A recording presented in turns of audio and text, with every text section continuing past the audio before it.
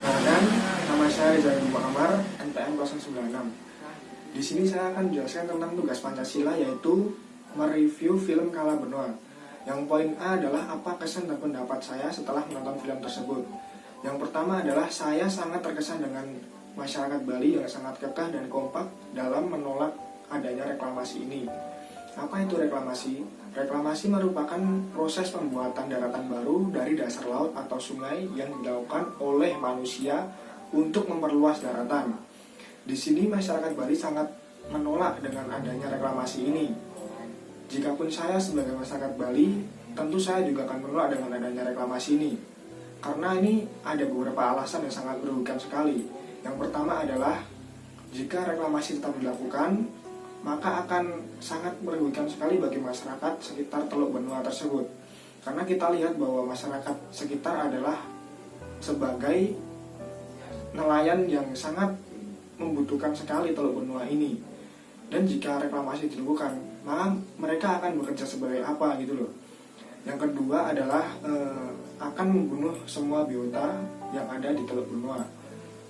Tidak terkecuali bahwa jika reklamasi sudah dibangun dan menjadikan daratan, maka besar kemungkinan juga akan menjadi punah biota yang ada di sekitar tersebut.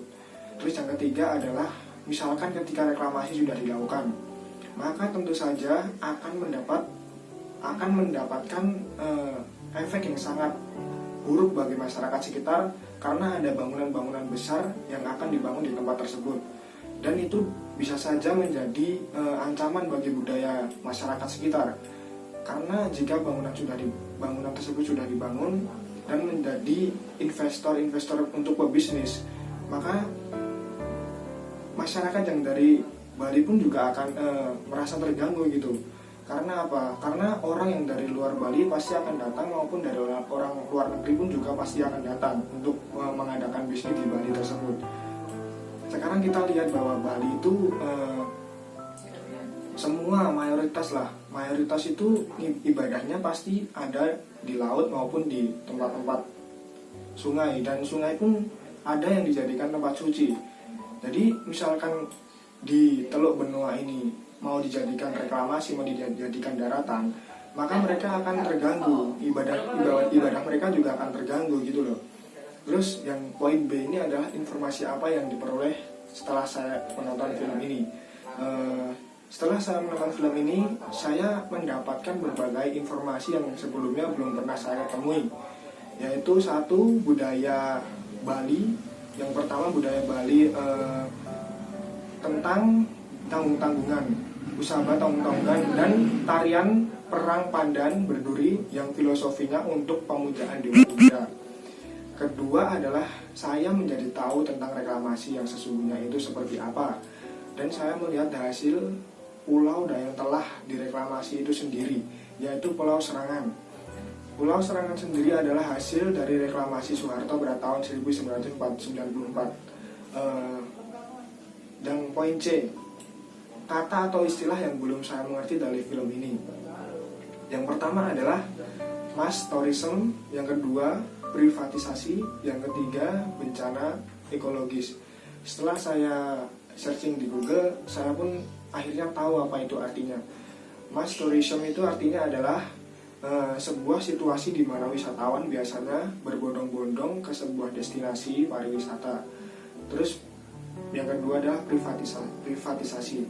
Privatisasi adalah proses pengalihan kepemilikan dari umum menjadi milik pribadi. Yang ketiga adalah bencana ekologis.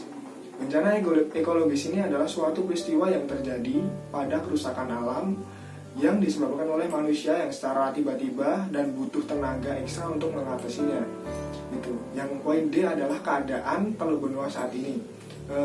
Pada 1 September 2020, DPRD Bali bersama pemerintah Provinsi Bali akhirnya mengesahkan rancangan peraturan daerah tentang rencana zonasi wilayah pesisir dan pulau-pulau daerah Bali untuk tahun 2020 dan 2040.